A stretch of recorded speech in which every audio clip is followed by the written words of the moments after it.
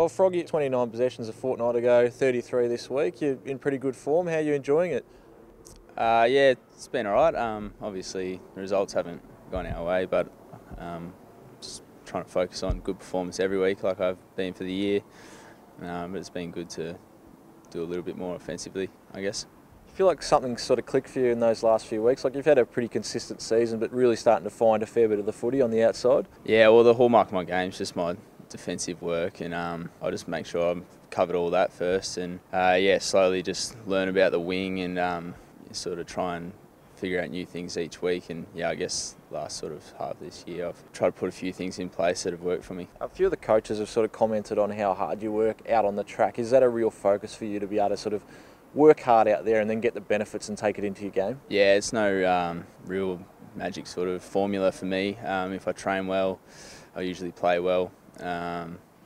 So I think my preparation's the key, and then I can just go out and play footy on the weekend.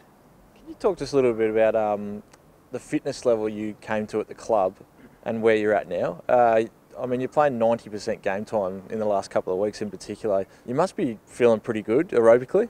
Oh, there was a stage in that last quarter on the weekend I wasn't feeling great, but the game is hard, so that's fair enough. When I first got to the club, I sort of had won a premiership with Nord and sort of enjoyed myself a bit too much. And then, it's just been a learning curve since then to try and build strength but get fit at the same time. So this year, once again with my preparation, I started in the off-season. I did a lot of work then and just carried that through.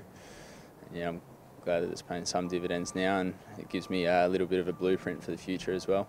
How important has that continuity been at AFL level? You've sort of been in and out in previous years, and really you've broken into the side now and secured your spot. Yeah, well, last year was a sort of good learning curve. Body was feeling pretty poor, and I got dropped and rested a couple of times. But that was probably the best thing for me to understand what I need to do going forward and how I was going to keep my spot. The continuity last year, well, it was less than this year, but it was still more than the year before. It just sort of gave me a good little grasp on what I need to do, and if I just keep improving every year, I think I'll be going all right. You said that there was a few things you needed to work on when you went back to the VFL last year.